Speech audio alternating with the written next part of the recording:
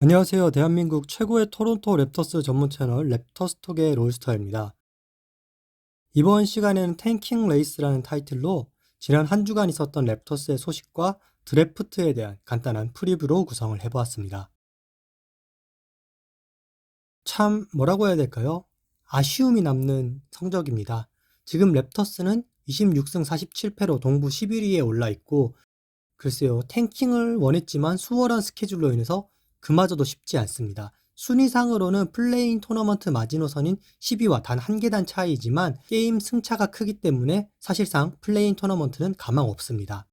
그렇기 때문에 마지막 한 달을 앞두고 주전들에게는 휴식을 주고 있고 벤치 자원들을 주전으로 사용하고 있는 토론토 랩터스, 현재 필라델피아 세븐이식서스, 브루클린 네츠 그리고 랩터스 이 세 팀이 동부 13위 자리를 놓고 열심히 패배를 쌓고 있습니다. 참 긴장감 없는 그런 시기인데요. 그래도 팬으로서 응원하는 것이 당연하지 않나 싶습니다. 참으로 가슴이 웅장해지는 그야말로 탱킹 삼국지입니다.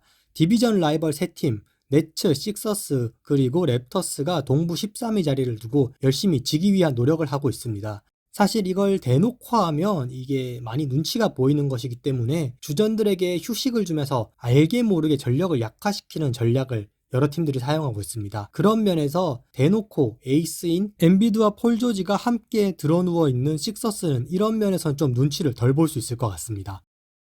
특히 지난 3월 27일에 있었던 랩터스와 네츠와의 대결에서는 두 팀 모두 리그로부터 벌금을 물어도 할 말이 없는 그런 수준이었습니다.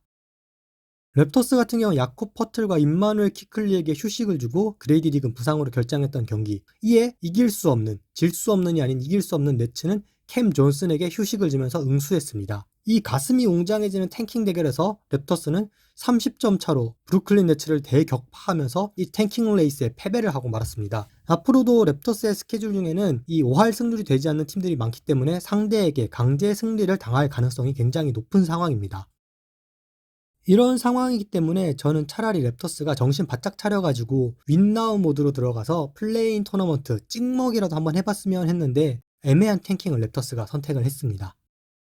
현재 탱킹 레이스에서 랩터스는 7위에 올라와 있습니다. 식서스와 네츠보다 더 패배를 많이 쌓을 경우 5위까지도 올라갈 수 있지만 일단 마이애미 히트와의 승률차가 크기 때문에 8위로 주저앉을 가능성은 희박합니다. 이 5위와 7위가 왜 중요하고 다르냐라고 물어본다면 탑4와 이제 1픽을 받을 확률의 차이가 있습니다. 일단 탑4의 확률은 5위와 7위가 각각 39.9%와 31.9%로 8%의 차이가 나고 1픽의 확률 같은 경우에도 9.8 대 7.5, 2.3%의 차이가 있습니다. 랩터스가 지난 네츠와의 경기를 이겨버리면서 사실상 7위로 굳어졌는데 이 5위와 7위와의 차이가 드래프트 추첨식에 어떻게 작용할지도 참 궁금합니다. 사실 랩터스나 네츠나 픽 순위가 떨어져 봤자 확률만 조금 내려가는 차이가 있습니다. 필라델피아 식서스는 참 절박합니다. 왜냐하면 5년 전 알 호포드 트레이드로 이번 해의 드래프트 1라운드 픽을 오클라호마 시티에 넘긴 식서스이기 때문입니다. 만약 6번 픽보다 순위가 낮을 경우 이 픽은 오클라호마 시티 썬더로 양도됩니다. 안타까운 식서스는 제쳐두더라도 랩터스는 최소한 6위를 맞추는 것이 중요합니다. 왜냐하면 로터리 픽 확률 개정으로 6위 팀이라도 근 10%에 가까운 1픽의 확률이 있기 때문입니다. 다만 이게 7위로 떨어질 경우 7.5%로 확연하게 떨어지고 그 이후로는 정말 희박한 가능성으로 점점 낮아집니다. 어쨌거나 지금 로터리 픽 관련해서 추첨식 하는 그 날까지도 잠을 이루기 힘들 입장이 필라델피아 세븐이식서스일 겁니다. 드래프트 픽은 드래프트 픽이고 남은 시즌은 시즌입니다. 그렇다면 이 남은 시즌 어떻게 해야 그나마 알차게 보낼 수 있을까? 선수들에게 경험치를 잘 쌓게 하는 것이 중요합니다. 일단 랩터스는 주전 선수들에게 휴식을 주면서 벤치 선수들에게 많은 경험치를 먹이고 있습니다. 다만 스카티 반즈 같은 경우에는 앞으로 팀을 이끌어갈 에이스로서 더 활약할 수 있도록 지금도 경험치를 많이 주고 있습니다. 이 경험치를 잘 먹고 있는 선수들이 대표적으로 자말 쉐드와 조나단 모보가 있는데요. 자말 쉐드와 조나단 모보 이번 시즌 2라운드 루키로서 잘 적응하면서 각각 커리어 하이 득점과 리바운드를 최근에 경신했습니다. 특히 자말 쉐드 같은 경우에는 팀 내 최다 출장을 하고 있을 정도로 흡족한 성장을 보이고 있습니다. 이 경험치 이야기를 해서 말인데 다음 시즌 랩터스에 있을지 확실치 않은 선수들에게 경험치를 먹이고도 있습니다. 예를 들자면 투웨이 플레이어, 잔여 시즌 계약자 그리고 10일 계약자 등이 주전 선수들이 벤치로 올라오고 벤치 선수들이 주전으로 올라오면서 벤치가 비어버린 그 자리를 대신하고 있는데요. 이 선수들이 랩터스에 남아준다면 의미 있는 경험치가 되겠지만 남지 못한다면 어쩔 수 없이 버리는 경험치가 되겠죠. 이 경험치가 의미가 있을지 없을지는 이 선수들이 어떻게 랩터스에 살아남아서 더 활약을 해주느냐에 따라 달려있다고 할 수 있겠죠. 이번 시간에 간단하게 드래프트에 대한 한번 인트로를 해보려고 하는데요.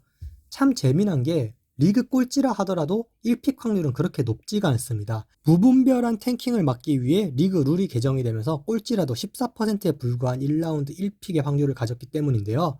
그렇기 때문에 랩터스도 어느 정도의 확률은 갖고 있는 셈입니다. 다만 랩터스가 7위로서 이번 시즌을 마감하게 될 경우 1픽의 확률은 7.5%, 탑4의 확률은 31.9%이기 때문에 이 숫자들을 믿고 가기보다는 마음을 비우고 탑5부터 7 정도까지 걸린다는 생각을 두고 선수들을 알아보는 것이 좋지 않을까 하는 게 제 생각입니다. 그렇지만 애틀랜타 혹스가 지난해 행운의 1픽을 거머쥐었듯이 인생은 무슨 일이 어떻게 생길지 모릅니다. 그렇다면 어떤 선수를 뽑아야 하나? 늘 팀이 갖는 고민은 소신으로 픽을 하느냐 아니면 안정적인 픽을 하느냐 이거죠. 물론 현재 기량도 뛰어나고 앞으로의 포텐셜도 뛰어난 선수가 있다면 그 선수를 뽑는 게 당연하겠지만 그런 선수는 매우 드물죠. 일단 랩터스 입장에서는 참으로 오랜만에 탑10 안에 픽이 걸리게 되는 셈인데요. 2021년 이후 4년 만에 뽑는 탑10 픽입니다. 당시는 행운의 4픽을 거머쥐었고 그 4픽으로 스카티 반즈를 드래프트했었죠. 로터리 픽으로 범위를 좀 높여보자면 그레이디 딕이 13픽으로 뽑힌 적이 있었습니다. 하지만 10위권 안에 드는 선수는 좀 오랜만이라서 저도 가슴이 많이 두근두근하네요. 유망주 선수들을 알아보기 이전에 랩터스는 어떤 기준으로 선수들을 뽑는지를 한번 알아보면 좋을 것 같아서 준비를 해봤습니다. 사실 랩터스는 그 유지리 픽, 구력이 짧고 빠른 아프리카 출신의 6'9 포워드라는 인식이 강한데요. 사실 이런 유지리 픽은 1라운드 중위권 이하부터 적용됩니다. 의외로 랩터스 확고한 기준으로 선수들을 뽑고 있습니다. 그리고 또 하나 염두에 보면 좋을 것이 의외로 랩터스는 탑10 픽을 행사한 적이 드뭅니다. 최근 10년간 2016년, 2021년 딱 2번만 행사했을 뿐이고요. 이걸 본다면 요 근래 좀 흔들리긴 했지만 지난 10년간 랩터스는 꾸준히 강했음을 알 수 있습니다. 물론 탑10 픽을 행사하지 못한 한 가지 이유로서는 야코 퍼틀 트레이드처럼 랩터스의 단장이 1라운드 픽이라도 필요에 따라서는 적극적으로 사용하는 그런 기조가 있기 때문이기도 하죠. 랩터스가 과감하게 선수를 뽑는다는 인식은 스카티 반즈 드래프트를 통해서 좀 굳혀진 감도 있습니다. 사실 스카티 반즈 드래프트는 랩터스 내에서도 예외적으로 소신 픽이었었고 나중에 밝혀졌지만 이 역시도 감각이 아닌 꾸준한 분석을 통한 믿음으로 기반한 그런 선택이었습니다. 제가 감히 드래프트에 대한 예상을 하자면 팀의 조합에 맞는 선수보다는 랩터스의 순번에 남아있는 선수 중 가장 뛰어난 선수를 뽑을 확률이 높고 저는 그것이 또 옳다고 생각합니다. 다만 스카티 반즈와 브랜든 잉그램이 있는 빅 포워드 자원은 랩터스가 포화 상태이기 때문에 그쪽은 피할 것으로 보입니다.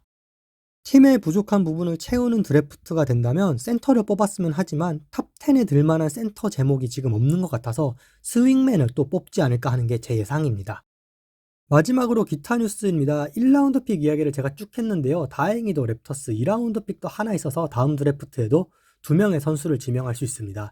제일런 맥데니얼스 트레이드를 통해 받은 포틀랜드 2라운드 픽으로서 현재의 성적이라면 40번이 예상되고 2라운드 픽 중에서는 꽤나 상위 픽입니다.